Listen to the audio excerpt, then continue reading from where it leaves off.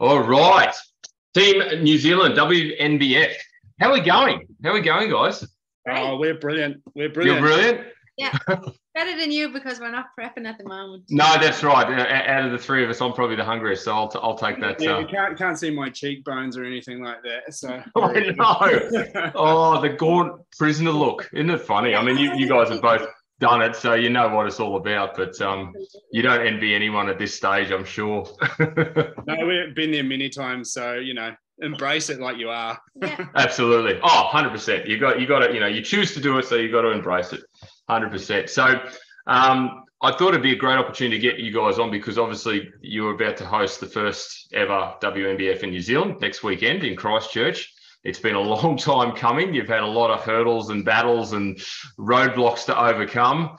But I thought, leading into this, and let's get some excitement about it. It'll be a great opportunity to chat. But before we do that, Simon and Steph, do you want to take us through your background? Fitness history and background, and then what made you decide to jump into promoting a bodybuilding show? Okay. Well, for myself, my fitness background started relatively later on in my life. 2014, I started competing. I competed with NABA. I was the national champion in Ireland with NABA. And with wow. Yeah, I competed internationally, NABA Universe. There's a long list of achievements coming here. Sounds like it. Yeah, that's all right. Plug away. A lot of national titles basically since I started competing. 2014 was my first year to compete, and I placed second in my first show. That was with NABA. And thereafter, I just hit firsts the whole way. So NBFI was the first introduction then to natural bodybuilding. NBFI are were the Irish WNBF affiliates. Yeah. Okay. Natural Bodybuilding Ireland. Natural Bodybuilding Federation of Ireland or something like that. Yeah. Okay. NBFI stood for. And that was my first time competing with a natural federation, and I just haven't looked back since. So I competed, I won the title that year in 2016, and I went and defended that title again in 2017. And fantastic. 2017 then went to the Worlds. I think it was Boston at the time. Mm-hmm. And myself and Simon went over, and that year I took 2 pro cards. I'd entered bigger.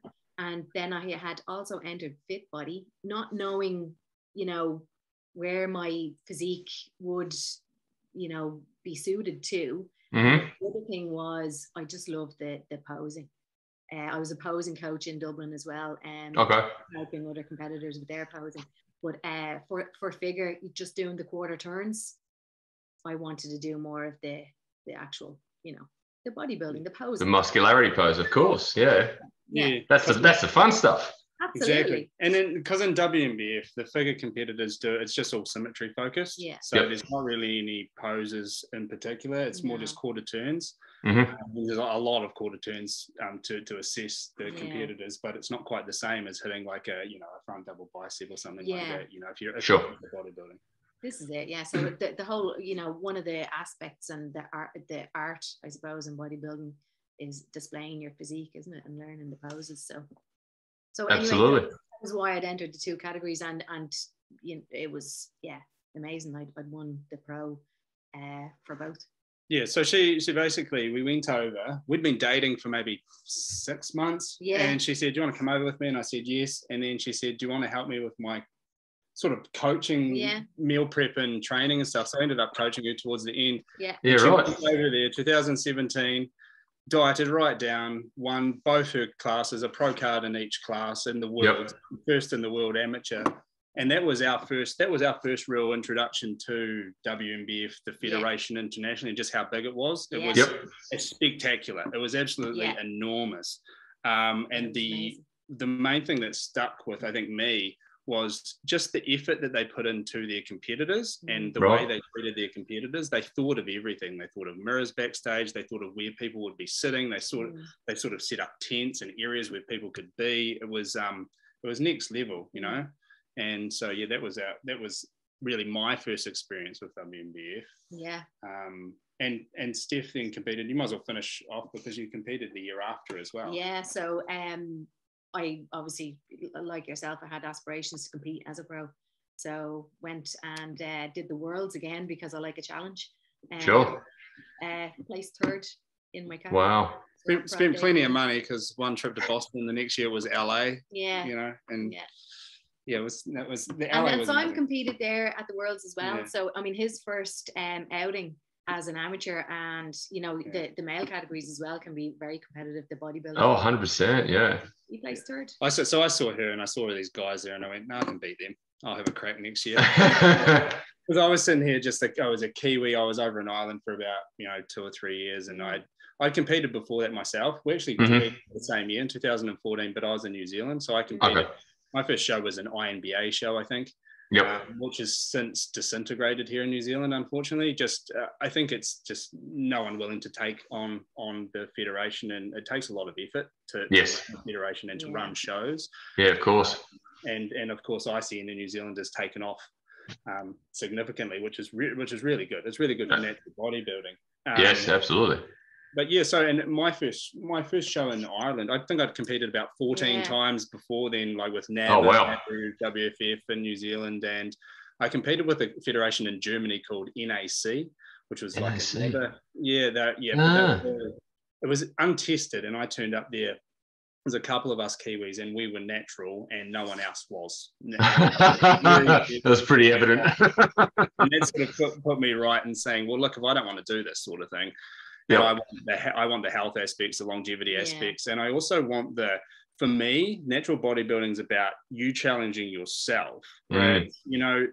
I know how far I've gone naturally. I know how far. You can't say that if you start taking, any PEDs, you don't know how far you could have gone yourself. Yeah, that's true. For me, it's more of a challenge, and and that's one thing that's why WNBF really sort of caught my attention when we both competed. So I won.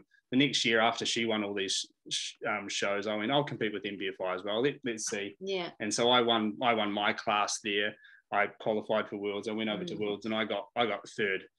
And there was, I thought I looked good, but there was just some, you think, you've done everything you can, and then you just see these genetic gods and you go, wow, okay, still a long way to go, to go, and that sort of thing.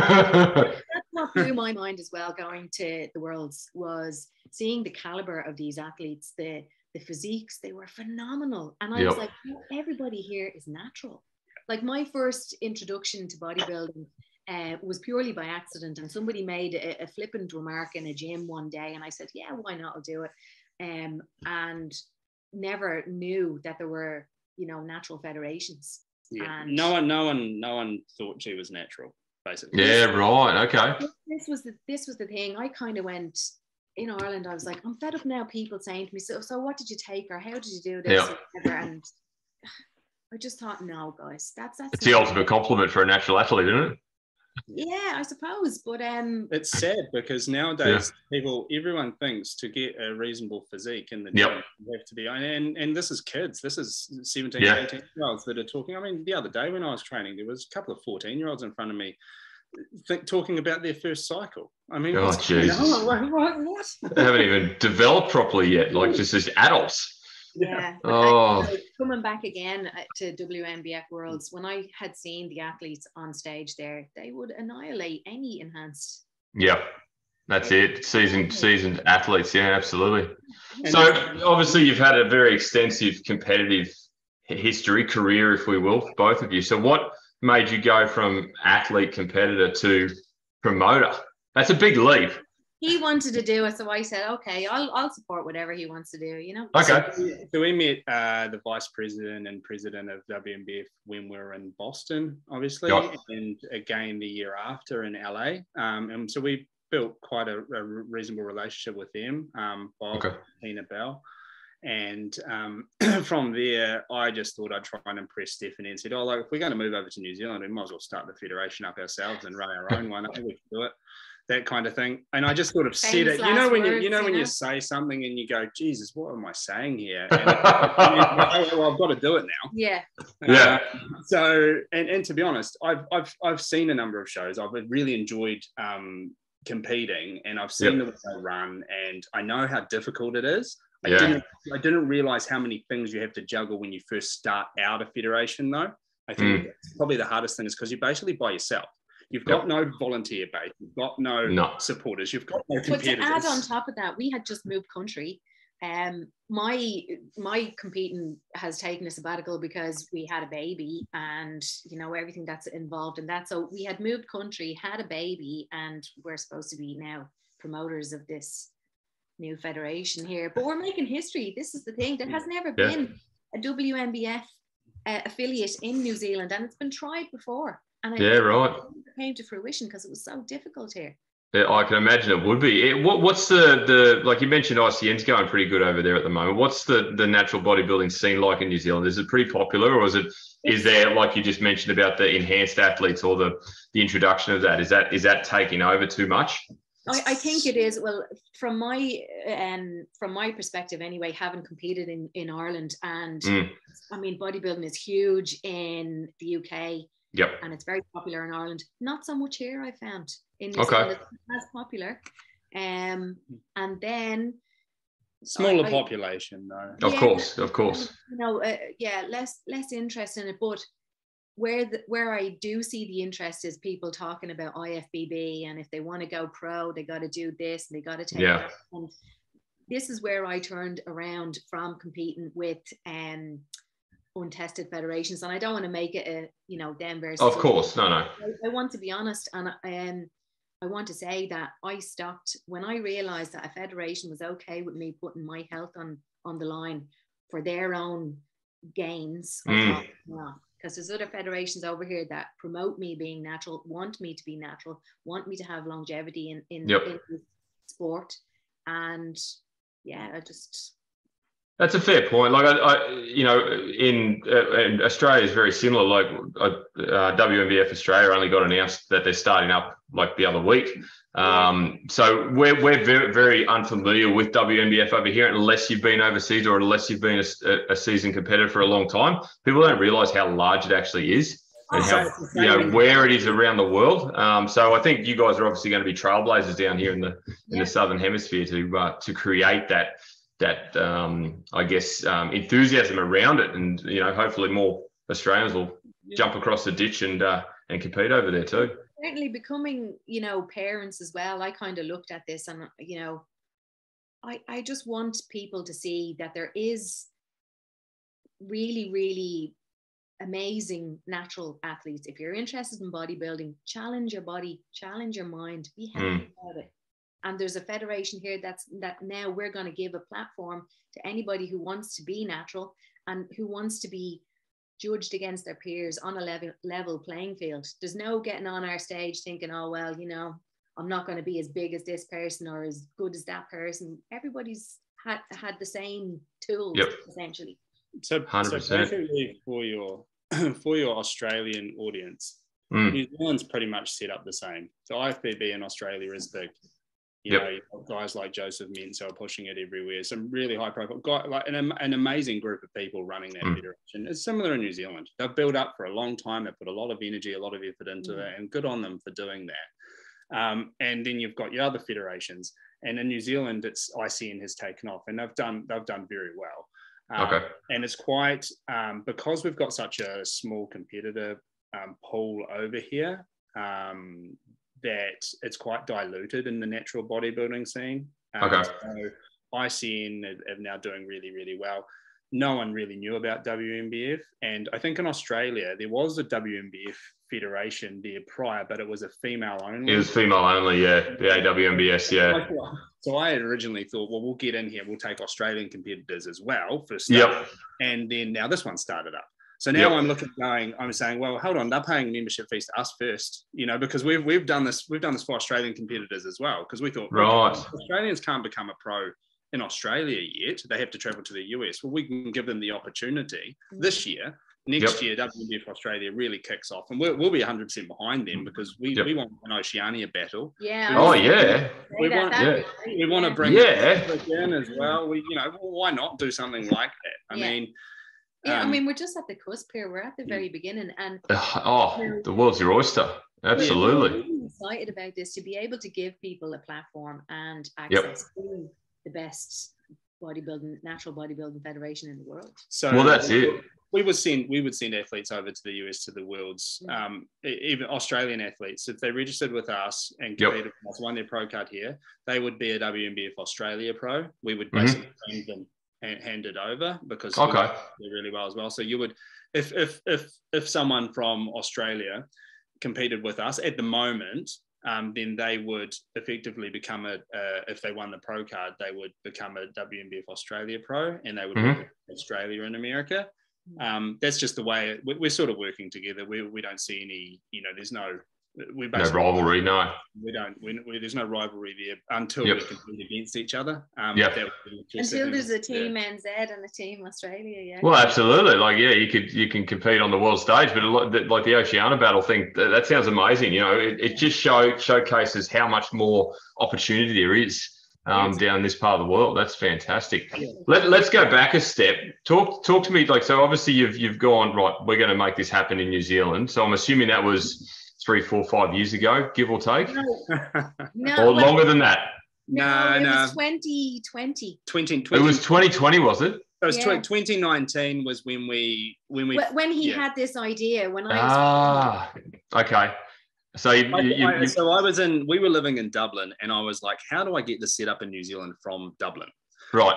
So I rang the guys at WNBF Australia or AWN, whatever it was called. Yeah, AWNBS, I rang those guys and said, how can we want to get set up in New Zealand? So we're just touching base with you. Do you have any male competitors? I was just putting feelers out to see how it would get started. Yep. And soon realized that, we were planning on moving back to New Zealand, and we just had to time it right. So the reason that we wanted to set it up, we had one international reputation was there, the caliber of the athletes. If you've seen WNBF athletes, they are top class. Yeah. And the number of countries that are affiliated, there's, I think, over 35 now around the world. Well, and the testing standards are far superior than the recent show that you did. I don't know. I think there's polygraphs there. I know. No polygraphs. No, just urine test for the overall winners. I think that is the point of difference, because there's people. 6 months ago you could have been taking whatever you wanted, and you stop it for 6 months, you can pass a urine test. That's right.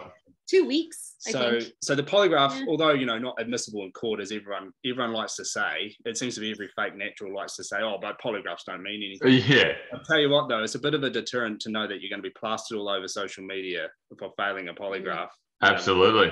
That you're a natural competitor. Why would you try? So it deters everyone. So immediately our competitor pool drops again. So less people to choose from. Yeah. Which makes it hard, and it's more expensive. Yeah, because as well, you have to consider there are probably some people out there who started off their bodybuilding career, got 1 or 2 years into it, got some poor advice, took something, didn't like it, and that's it. They're out with us now. One bad decision. That's it. Listen, we've all made bad decisions in our lives. Yeah. So unfortunately, but again, it just goes to show, when you compete, it is natural. We're not just a natural federation. We're not just going to call our show the natural show. No. Genuinely natural.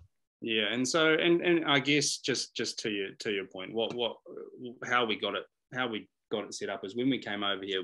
Steph was pregnant with our son, and so we thought, crazily, I thought, no, we'll still do the show. And ambitious. I'll run it by myself. Like, what was it? With the son on the way, we didn't even have a house. We just. No, you don't need that. I was like getting serious FOMO watching like everyone that I knew as well back home competing, and I couldn't do it. So I thought, let me just channel this, give it to somebody else, and push them onto the stage. So thankfully, COVID saved us. Let's just say we weren't quite ready, but we were really keen. And I think COVID, although disappointing in 2020, it was probably the best thing that happened for us, just delaying it. It was going to make it too difficult for us as well. Trying to partner with all the other suppliers and subcontractors that you think about that we would need. Yep. And everybody's getting, even the restrictions that you have to. Yeah, well, that's it. The travel restrictions, the masks, the heat testing, all. It was. We didn't want to blast on to the scene as our first show. And everyone's wearing masks. It's going to be in history. It's going to be the first time WNBF has ever been here, and all the pictures that will go back to the first show, people are in masks. Wearing masks, I know. Nah. Yeah. Nah. So that was COVID V1, let's say. 2021, we got a little bit further along. We actually had to show stuff for Auckland.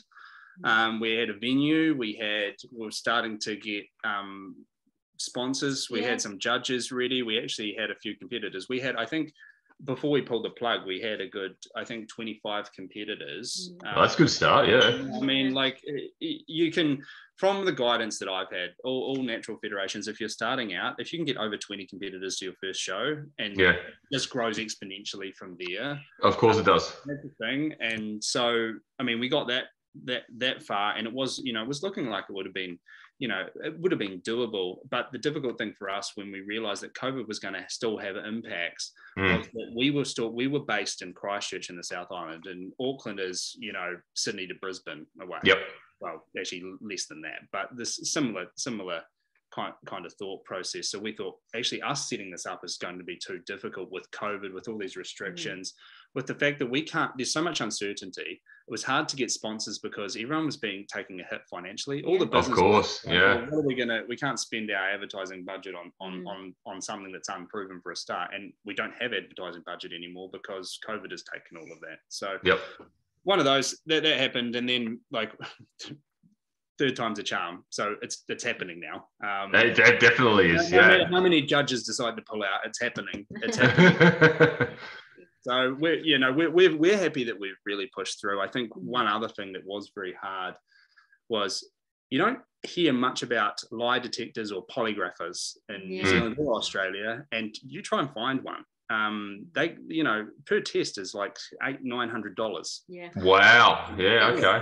And it's for private investigators, husband and wife cheating on each other. There's a lot of those. It's really strange. But we've got in touch with a really good South African guy who's over here now. And he used to test people in the mines in South Africa. And they roll them out all the time. Really quickly. He was one of the only ones that said, look, we can do what you want in your style, roll them out in 20 to 30 minutes per test, but make them legitimate. Originally, the polygraphers that we were talking to, they wanted to have the competitors in a room for 3 hours. Oh my God. Wow. Hungry athletes in a room for 3 hours. It's not quite that level. The questions aren't that difficult. Have you read the Wilder band list? Yeah. Taken anything on this list? And then exactly. It's not kind of like you have to go into detail for an hour. No. Questions. But it is still, it's pretty full on. Like I remember the first time I was tested, and she failed the first one. Oh really? Yeah. Wow. Because of nerves. It wasn't like a fail. It just shows you how strict the tests are. Of course. Yeah. Absolutely. We did them together in America, and I mustn't have been as nervous. But you sit in a chair, and you've got a guy looking at you, and you're in a courtroom, and it's quite stressful, and it's hard to relax, basically. So is he reading your body language as well as obviously the machine taking, the whatever the scoring is or whatever? So they will do, I don't really think we should talk too much in detail about when people are going to do the test. We don't want to kind of make it seem like you could, fake it. People, you can tell. Or then, people just comments that you've made. Now, somebody is going to turn around and say, "Oh well, I didn't actually really take any drugs. I failed it because of nerves." So what? That's not what happens. So what happens is that when they do, just for a little bit of into the polygraphs, because I want to say this, is that they do a lot of they ask a lot of questions to get you set into it, and so when you're in there and you're always a little bit nervous, they sort of plan for that. So they'll ask you, straightforward questions to get you into the right environment. And so when you trip those things, it's like, well, they'll keep going until you're settled, and then they'll start going through the questions. But what will happen in ours, and I won't go into detail about what happens in the no, almost. But the examiner, who's a very highly educated and highly qualified person, will sit down with a group of the competitors before they go into the polygraph and explain how it will go through, what will happen. You sign a waiver and a consent form, and you go in, and that's it. No one communicates with you. You can't take your phone in there. Yep. They'll ask you questions, then you leave the room, pass or fail, and that's kind of how. So basically, if you fail the polygraph, everyone's going to be polygraphed, and if you fail the polygraph, you're out. You don't get. You're out. Yep. No, fair enough. No, that's it. I mean, like we said at the start, WNBF has set a very high standard, and you guys are obviously emulating that. To the point that I remember being tested off season in Ireland as well. Yep. Randomly, you know, they obviously can't get to everybody, but they will randomly just select a few people. And yeah, you'll be tested in your off season as well. Yeah, of course. You'll be asked to turn up at this time to this place, do your test. So we polygraph everybody, every competitor. Yep. We urine test the pro card winners. Okay. It's just an added level. Because they pros are held to that really high standard. The amateurs are as well, but to polygraph and urine test everyone, there's a certain level. At Worlds, you get both. Yep. So can I give anybody a little tip here for the urine tests? Yeah. I remember the first time I was tested, I had done the silly thing where I did the water manipulation and dehydrated and all. That's silly. Don't do that. Anybody? Yeah, of course. Terrible. Don't listen to a coach that tells you. Yeah, we have Eric Helms on the judging panel, and he would. I saw that. Looking at her, going, "What were you thinking?" Why? That's so. But anyway, when I had to do my urine test, I was there for God knows how long because I've been in that situation too, and not only is it and the show, I wanted to go and see my friends. I was basically you can't leave. Walked off the stage, and I was not allowed to talk to anybody until I've eaten. So just there's a tip. Oh dear, what an experience! I know. You just mentioned obviously pro cards. So obviously they're available to now. How does this work? Obviously in Australia, the majority of pro cards are awarded to an overall winner. Right. Is that similar to what you guys are doing? No, because unlike federations even here in New Zealand, I've seen federations have a winner of a category or an overall winner, and there you go, happy days, pro card. Yep. That won't be happening with us. If you're a winner, well done, and if you are an overall winner, double well done. But you need to be exceptional. You need. So it's judges' discretion. Absolutely. I like that. We have judges' discretion, but we also have an international panel from WNBF International. Okay. During the show, there's a live stream, but there's also the judges will be taking notes as well as there'll be some images as well sent, of potential pro card winners, and it will get assessed. Yep. Because in New Zealand, it's probably the same in Australia when it starts. Depending on the size of the show, well, normally in the US they'll say you have to have 5 competitors in a class. You then have to win that class. If you've at least got 5, you can be offered. You'll win a pro card. Gotcha. But if we don't have that number, which is unlikely, we're going to have 5 in all classes. We then have to go to a different level. And basically, we've seen some pros that aren't pros. And fair enough. We don't feel comfortable saying you're going to represent WNBF New Zealand, and you go over there in America and you get wiped the floor with. Get smoked, It gives people a false sense of where they're at. Absolutely. I also think it ruins the prestige of a pro card when everyone was just getting a pro card. You're handing them out left, right, and centre, But I mean, it goes back to the point about having a high standard. WNBF has a high standard for their athletes. And that's fair enough. It may annoy a few people, and look, I'm not saying there aren't people. that deserve pro cards, because there definitely are. It's just that we're not just going to say you win your class, you get a pro card. Okay. Yep. And we have a limited number that we can give out in total. Sure. The overall winners will be the most likely to be considered, obviously, but we also have the ability, if there are the quality there, to give someone who didn't win the overall a pro card as well. So look, it's one of those things. It's like you said, and like Stephanie said, it's really about the prestige of the federation. We don't want, we want people to compete with us that really enjoy bodybuilding, that really enjoy the sport, that really want to excel and really want to go further. you know, it's all well and good stepping on stage as oh look, I dieted and you know this is what I've done, a transformation kind of thing. That's amazing. WNBF isn't really for you, and I hate to say it, but it's not. We don't do a transformation class. We don't do stuff like that. It's you're in this to succeed and improve yourself in that level. That might sound a little bit negative in a way, but it's just the way that. Well, it's more being true to bodybuilding, you know. Absolutely, to the roots. Yeah. Yeah, exactly. The roots of bodybuilding. Bodybuilding existed long before PEDs ever came on the scene. Yeah. You know, bodybuilding Absolutely. is an art form. It's a sport. You know, some people will say it isn't. But yeah, we just want to keep to the true essence of what bodybuilding is and the challenge. 100%. And then you want to be, when you see people stepping on stage, you know, everybody has an amazing physique. Everyone looks great. They've dieted down. They've done all these things. But you really want to be blown away when you see people. You want to be like, oh my, that's unreal. You know? One thing for me, because I've competed in multiple times. I'm not a WNBF pro yet. I've competed in plenty of shows. I've third outside pro card. You know, the guy that won my class at Worlds, he went on to win his overall and won the pro card. Wow. Okay. You know, and that's and good on them. And it just left me even more hungry. The fact that I've still got, you know, I probably could have chosen an easier show to do than the World Championships to win a pro card. I could have gone to America and competed in a lower one. But for me, it's that challenge. And I think that if we all of a sudden burst onto the scene and we have 6 pros. Yeah. That's, well, I mean, here's the thing: we could. Who knows? Well, I guess that's possible, isn't it? You know. Absolutely. Yeah. Absolutely.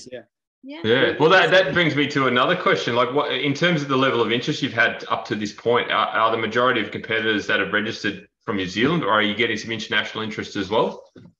We've had a lot of questions from India. Oh, really? Of all places? Yes, because there is a WNBF. There's a WNBF. There is, yeah. But a lot of the people that have requested have then asked for a letter for a visa and then tried to get it. Ah, okay, sure. But now look, they may well have wanted to compete, but the way it works in WNBF is if you have affiliate in your country, you have to compete with them. You can't go, I want to compete over here, so I'm going to go compete with France. You have to compete. Sure. Yeah, that's how it's. So with Australia, there's kind of a little bit of a loophole there because WNBF Australia didn't exist when we started. So we wanted off Australian competitors the option. But to answer that, no, the majority of them are from New Zealand. Most and because we've decided that we decided to do this one in Christchurch, one because we didn't know if Auckland was going to be closed down from COVID at the time we decided this, because our government and just like in Australia are very strict on the large cities, and that's fine, but we just didn't want to risk being shut down, you know, something happening, and normally it's the large centres in New Zealand that get the hit first. So that was one of the reasons, but also we live here. It's a lot easier for us to do the first show where we know the absolutely people that we can rely on for support. We will look to expand. Well, again, you know, we were coming from the whole, I suppose, ethos of making things easier for competitors, looking after the competitors, because we're competitors first and foremost. Of course, yeah. Well, you know that side very well. Like, you know, and we just want to make it the best that we can. And I think federations like the WNBF, they kind of make you feel like a superstar. You know, you're their bread and butter, and they know that. You know, they're giving you a platform, but they're also appreciating and looking at all the hard work and the weeks of prep and all the effort that people are putting in. And you just want people to get on that stage and have a great time. You know, unreal. You know yourself, you've prepped this, you know, weeks, and then you're just going to get on for a minute on the stage. And you're not just a number. No, you're not. And there won't just be, given the size and the interest of our show. It's a small show. We've got a small, close venue. We want everyone to be really close. We want the crowd to be really close to the competitors. It might not look extremely extravagant in terms of the size, but when you're in this arena that we've got, it's so close, and it's also the music will be blaring. It'll be really it'd be really good to be on stage and knowing that you can actually see everyone right there. They can almost touch you. It's going to be like that. So, well, again, you know, coming back to the competitor experience and what WNBF NZ is going to offer, we have really taken the time to look at judges as well. Judges are not going to be somebody else's coach. They're not going to have any favorites. They're not going to pick you because you have like 10,000 followers on Instagram or whatever. These are going to be 100% impartial judges, but also judges with a passion for bodybuilding and experience. We want our judges to have a good resume. It's not like somebody who's gone to the gym or, you know, likes bodybuilding and we're going to have them sit on the judging panel. You're going to be judged by the creme de la creme, really. And I mean, look at who's on the panel. You've got the president of the federation here, Professor Eric Helms. Eric Helms. I've met Eric. He's a brilliant man. Yeah. Unreal. And to even have him sitting there on the panel, like, so WNBF NZ is making history, and then you're going to come before a panel like this and be judged and know that your placing then has been given by people like that. Even down as far as like partnering with tanning people and makeup and the venue, and we've really thought about it from the competitors aspect. We're not going to just give you, you know, any old person that's going to spray tan. I'm going to be walking around the venue just so people know. And I'm going to be checking in with competitors. I'm going to ask you if you're happy with your tan. How do you feel? Is there anything you need? Can I get you anything at all? That's fantastic. That's great. Yeah. Well, that was going to be, you've segued into my next question. We'll have, you know, we're going to have a table in the pump up room with jellies, with we thought about glycerine, that. No, like sorry, no. Go for all this level. You know something? He's a liability. He is on things like he is a PR nightmare. Nah, right? we'll give them whatever they want. Just edit him out. And before I lose my reputation, you can edit that bit out that you talked about earlier about the polygraph test. I swear to, you know. But you didn't fail it. You just had an issue early on. We didn't. And I don't want to make it seem now that mistakes can happen just illegitimately. They don't, right? So we can just edit that out completely. We're giving people the wrong idea now. But no, we talked about having like things like rice cakes and peanut butter and that backstage, but then we might interfere with a judge's protocol, or sorry, coaches. Yeah. Well, the other thing is, well, even though we have a small venue, we're basically saying to our athletes, you can have your coach with you. You can bring your coach into the backstage area. We're going to have a person manning your green room, essentially, which is fully mirrored wall to wall. Unreal. We're going to be in there. The tanners we're going to put in there as well. So if you feel like, you know, your tan is rubbed or your suit has done something, you can get it touched up. Everything is going to be cool, relaxed. It's all about you. You're the superstars on the day. Yeah. That's unreal. So no, we won't be doing the whole jellies thing. We did have these great ideas that we were going to do then. Pre-workouts, we'll have all of that there. But yeah, we were talking about shots of pre-workout and stuff. But you know, then we just thought, you know, a coach might say, oh, it was because in my opinion, if the competitor's going to do that, that's on them. Yep, true. Not get a placing and then start blaming us because we gave them the wrong, you know. Oh, yeah, sorry. Wow. We've got it set up. You know, we'll have water. We'll have just the things that you kind of need. Yeah. We'll have access to basically have a fantastic team of volunteers as well who are going to be there at the show. Unreal. Just guiding you from the room to the stage, and you'll just be looking after the whole time. I'm very excited. I can't wait to get over there. It'll be such a wonderful experience. So in terms of the foreseeable future, like obviously there's a level of interest in this show, and I'm assuming that that's going to then generate more interest, you know, for seasons to come. What is your ambition, intention with the WNBF in New Zealand? Do you want to run it in multiple cities in one season, or do you want to run it over the 2 seasons, or how do you see it moving forward? Yeah, absolutely. I think a whole North Island, South Island, you know, North Island champ, South Island champ, and championship at the end, like definitely something like that, and maybe leading into like an Oceania championship, and just having like a battle, you know, from the time you win, say, a South Island show, knowing that that's taking you up a level each time, and just absolutely giving a competitor something to battle for, you know. I always thought an interesting thing would be, and this is straight up off the cuff here. I always thought it'd be really interesting to have 2 judges from a different federation, 2 judges from WNBF, and competitors from both federations, Right. Like a federation versus federation battle. Ooh. And that's all taboo. You can't do that kind of thing. No. That'd be good. Super to go, Bowl. well, who's better? That's probably never going to happen. But we're all for the South Island, North Island, and the national championships, and then in Oceania as probably like a I think it just adds to the prestige, doesn't it? You know. Yeah, absolutely. Show.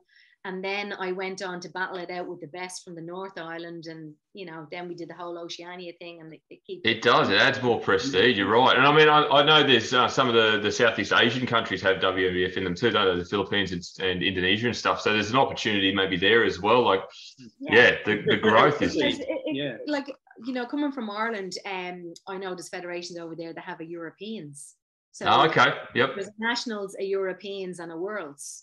So when you go, obviously, how many countries are in Europe? It goes in stages like that. We could do something like that here, where we do a nationals, and then we do an Asia Pacific type thing, and then the worlds. That's exciting. Yeah, I suppose it's all about timing too, isn't it? To make sure everything lines up, and you're not, I guess, overlapping with ICN and the other shows or anything like that. But this is the thing. This was another challenge for us as well. And what I have seen is we chose our date and made sure it didn't conflict with other federations.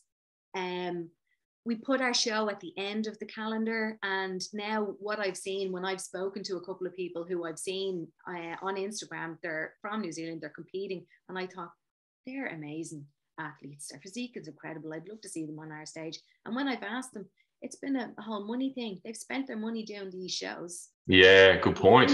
And now they don't have any money at the end of it. So it might be something that we need to consider next year, is trying to get in there first. Well, people are to the point where they're getting over dieted. And the tired of it, You know what it's like. Your mental health starts to take a little bit of a. Oh, of course it does. Of course it does.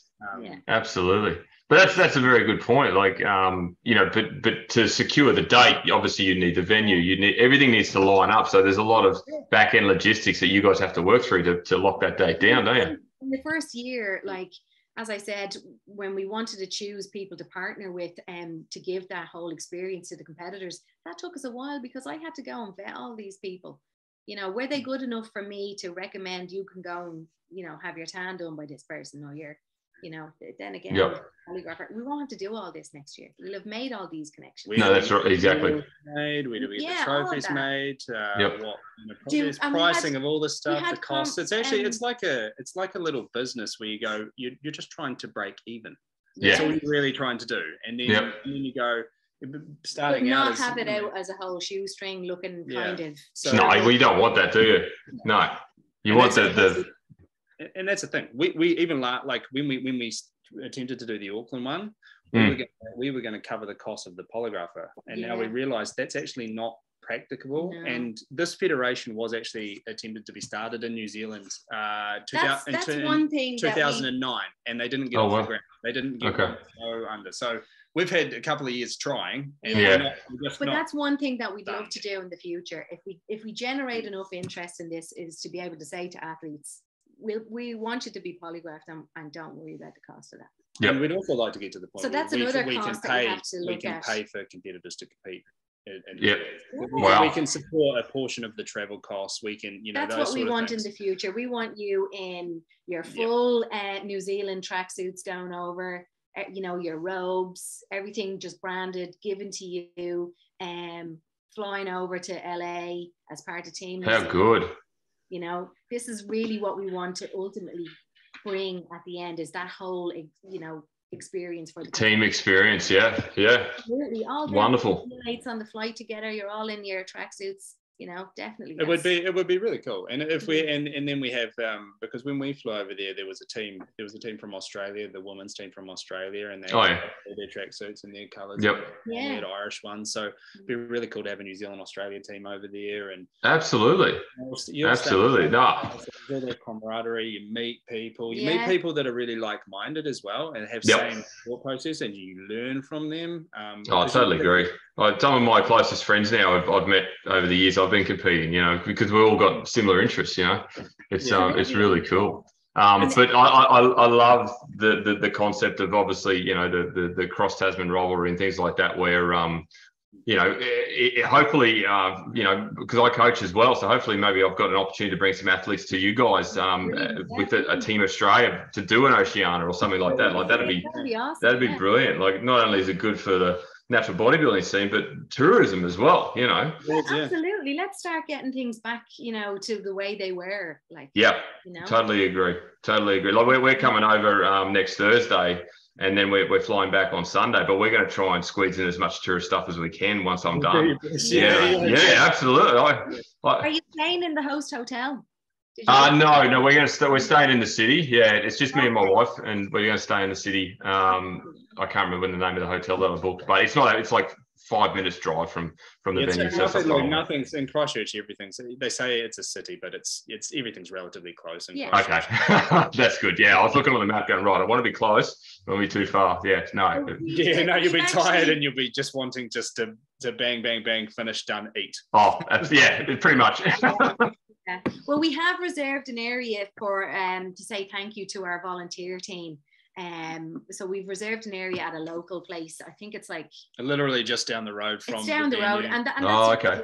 We chose it. It's like a bar/restaurant, but I mean, anybody attending the show or competing at the show, you're welcome to come along. But there is obviously that, like we both know that when we competed in the food fixation, that you just want to go. People would have already planned out exactly what they're going to have then of course, that they'll have after the show. So, well, see, that's the interesting thing about being in a foreign city. I don't know any of the restaurants or anything, so I'm going to have to wing it a little bit.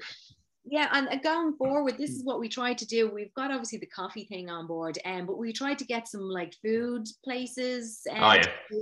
You know, again in the foyer, we wanted to fill it out with people selling merchandise like the shoes, the suits. Great idea.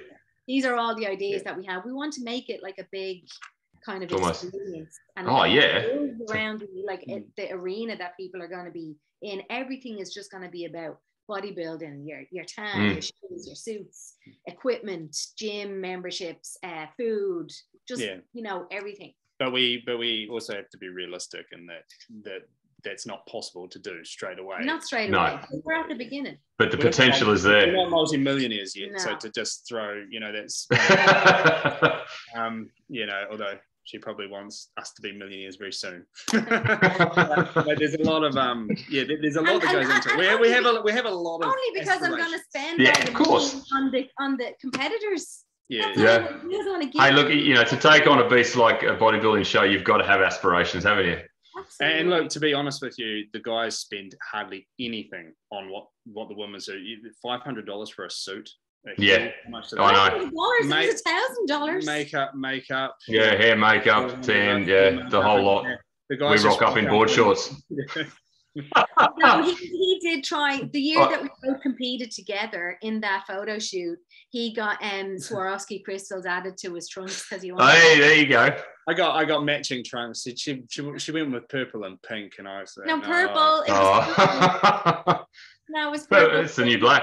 He wanted to outdo me on the Swarovski, so he had his little Swarovski design going on his trunk. There you go. Yeah, that's why I got third. You got marked down. Oh, unreal. Well, guys, I won't take up. Looking forward to having you over, by the way, Paul. Yeah. Thank you for registering and thanks for having on this podcast as well. Oh, no problem. No, I thought it would be a great idea, sort of just to get more interest from our side, you know. We really appreciate it. And we really want to push it out to your audience as well, that WNBF Australia has started. And there is Instagram, Facebook. You want to get on and just start with that, because that will kick off. And there'll be opportunities next season. Next season, absolutely. No, it'll be great. It'll be such a wonderful opportunity to compete with another federation, and obviously one with such a high standard and such an international presence too, which is going to be very exciting. So hopefully we'll see more of each other in the coming years, I suppose, you know. But congratulations on your win last week as well. I saw that. It was started middle of September in Townsville. I won. I competed last weekend, but I got a fourth. But I'll take it.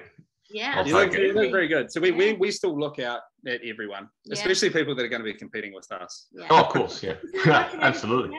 I can't wait. Like I've had to research because your posing criteria is slightly different to what I'm used to as well. So there's going to be a few changes I've got to make. So, that just adds to the challenge, which is exciting.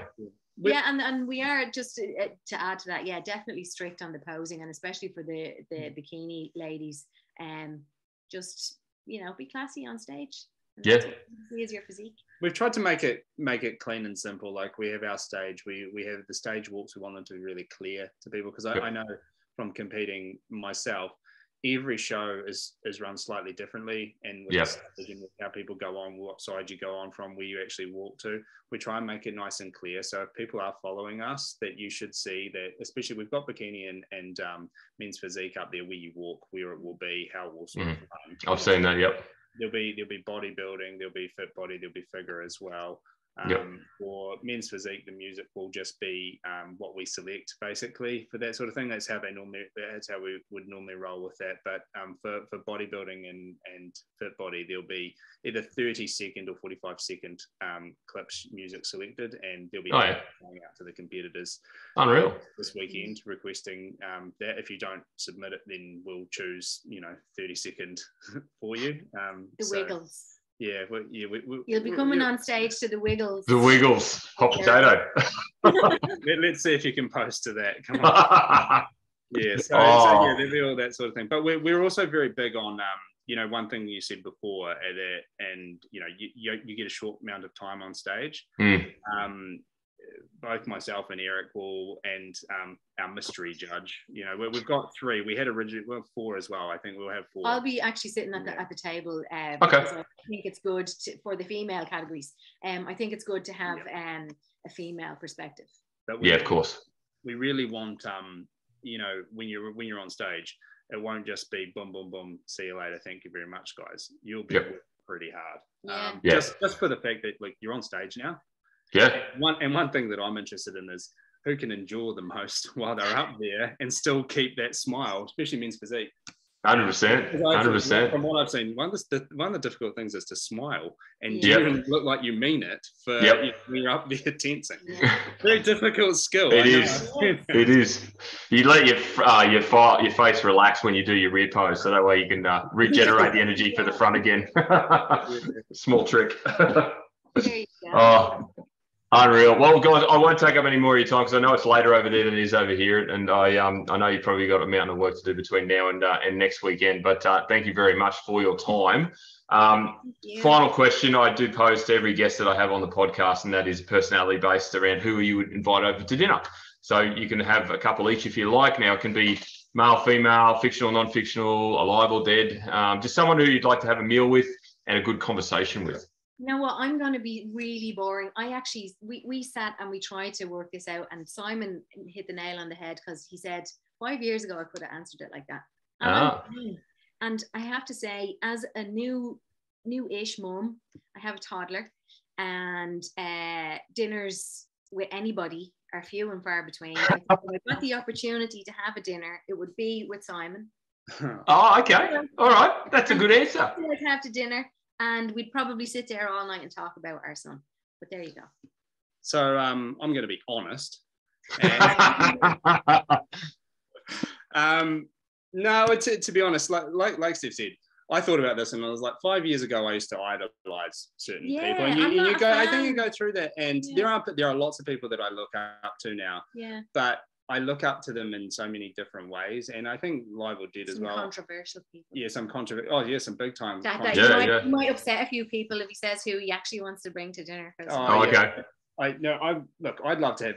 No, don't. Now listen. You're welcome to. I've had Donald Trump and I've had Mahatma Gandhi. I've had one of them might be in there. Okay. Well, I like Donald Trump would be all right to have dinner with, but I don't think he chooses very good meals. He'd steak with tomato sauce or something. He probably would actually. Yeah. So he does put Frank's hot sauce now. That'd be you. The same. I would love to just have a night dinner and then the rest of the evening, that kind of thing with Steph. The person, if I was to choose a person that wasn't my wife, I would probably go at the moment, probably Jordan Peterson, if you know who Jordan Peterson is. I do. Because there's a lot you can learn from him, I think. Yep. And I think he's misunderstood in the way in a lot of areas. And I think he's just a very intelligent guy. But in saying that, you know, if I was tired and I just wanted to enjoy and not think too much about those sort of things, it would probably just I'd just have dinner with her. It'd be lovely. If you didn't want to think too the last place we went for dinner cost exceptional. It was very expensive. Actually, and it was when you're not recording. Oh really? No. When I took them out as a treat to somewhere in Christchurch, which I won't recommend. Okay. So please don't let me get that post show if that's when you're not recording, I'll tell you where this place is. Okay. I'll tell you where to go. Thank you so much for having us on, Paul. And pleasure. No, pleasure. Because I'd been eyeballing your show for a while, hoping that you would obviously start it up this season when I decided to compete. And we're very excited to come over. Come here, you're going to be part of history as well. Yeah, well, I'm really excited about that too. You know, for the final show of my season, after 8 years of competing, I get to top it off with your WNBF in New Zealand, which is pretty cool. Yeah, absolutely. And the pro card up for grabs, you know. You never know. You never know. We're really excited. We're a bit of work to do yet. I'm at the point now where I'll be glad when it's over and it's been successful and everyone's happy. Okay. Because you kind of, when you're doing it, you kind of think we just want them to enjoy themselves. You know, we've done what we could here, and you know, we really want. Yeah, and as I said, know that you're on a level playing field. Yeah. You know, everybody's been through the same, you know, thing that you same journey. Yeah, exactly, same journey. And you're going to be judged by really highly qualified people. Totally subjectively, no favorites, no, you know, this person coaches that person, and is the polygraph. That's going to be so cool that people. Well, it's a point of difference, isn't it? Now for a natural bodybuilding show, you know, it's have the prestige of actually being able to say, you know, not as I said before, just calling your show natural. If we want to be affiliates of WNBF, we have to be a natural. Yeah, you got to meet those standards. Yeah, and to your point earlier, you know, like you say, it's about the athlete. Like any, you know, sport that's based around spectators or participants. Without them, you don't exist. So, you know, the better the experience, the more likely they're going to refer and come back and talk massive raps about you. Yeah. And we know firsthand exactly what you guys have all been through. And we know we know exactly how you feel right now. See your lines down here. So can you see them, damn it? Yeah, no, we know where you're at, don't we, babe? Yes. Because we've been there and we've both looked at ourselves in the mirror and go, "Well, what's going on here?" Yeah. Yeah. The Brisbane face, I know. But nonetheless, I am excited. I can't wait. The countdown's on, so it'll be really, really good to see you guys both in person, but also participate in your show. It's going to be really, really cool. Well, I can't wait. So thank you once again, guys. Really appreciate your time. I'll put obviously all the links to the site and your socials on the show notes and everything like that. And this will drop on Monday. So leading in basically start of peak week for all the athletes. So that's very exciting. Well done. And all the best for that. Yeah, all the best for your peak week. Thank you very much. Thanks again for your time. I really appreciate it. Thanks, Paul. Cheers, Thanks Paul. very much. Best Thank you. Take care. See ya. Bye-bye.